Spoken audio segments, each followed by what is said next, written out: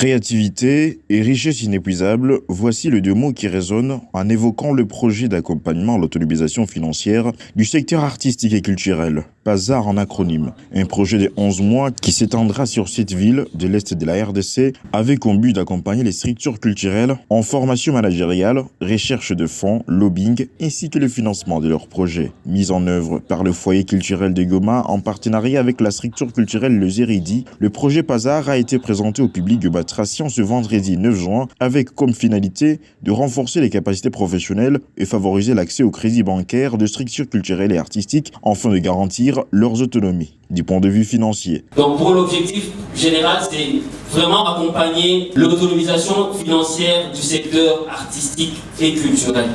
Pour les objectifs spécifiques, on vise à former les responsables et les gestionnaires d'espaces culturels, des structures culturelles dans la gestion administrative et financière. On sait que c'est un grand défi pour nous qui sommes dans la plupart du temps dans la création, dans la production, mais on oublie des fois ce qui est essentiel pour nous, c'est-à-dire savoir vraiment générer de l'argent pour nos structures. Et donc pour le deuxième objectif, on va outiller les responsables des structures culturelles dans la conception de projets, dans la constitution des dossiers techniques pour des demandes de financement. C'est vraiment quelque chose d'important pour travailler avec certains acteurs. Il faut vraiment avoir des dossiers qui sont solides, ce qu'on appelle des dossiers de financement.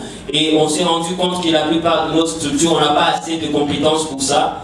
Et donc ce projet outillera ces structures-là dans la conception et l'élaboration des projets. 11 mois durant, seulement 35 responsables et gestionnaires de projets des structures culturelles seront formés à la gestion administrative et financière de leurs structures respectives dans la conception, l'élaboration, la planification, la gestion et l'exécution des projets culturels, tout comme dans le montage, le management culturel et le lobbying, tout ce renforcement de capacités avec comme objet de donner aux structures culturelles les attitudes nécessaires pouvant le faciliter et décrocher au crédit bancaire. Au-delà de toutes ces formations, le projet PASAR va encore plus loin. La plupart des fois, les artistes ou leurs structures dans la région où nous évoluons ont du mal à accéder aux subventions financières des structures bancaires et des microfinances.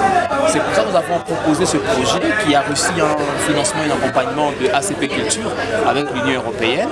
Et ce projet-là va servir à quoi? Parce que nous allons d'abord procéder pour une première partie à la formation. Cette formation-là va viser des gestionnaires de centres culturels et autres structures culturelles qui viendront de 7 villes de la RDC, à savoir Goma, Bukavu, Uvira, Kalemi, Bunia, Kisangani et Isiro. Ces gestionnaires-là, après avoir été formés, la formation sera en deux épisodes, ils vont être accompagnés par une structure d'incubation pour leur permettre à savoir concevoir un projet bancable, mais aussi à savoir faire tourner le projet pour avoir un crédit et savoir rembourser ce crédit-là. Alors, ce projet-là qui va être mené va s'étendre sur 11 mois et après le 11 mois du projet, il y aura 10 projets parmi les 35 structures qui seront concernées. Il y aura 10 projets et ces 10 projets-là vont bénéficier de crédits d'une banque à travers des projets qu'ils vont présenter et ils vont faire circuler ces crédits, rembourser et gagner quelque chose pour être autonome.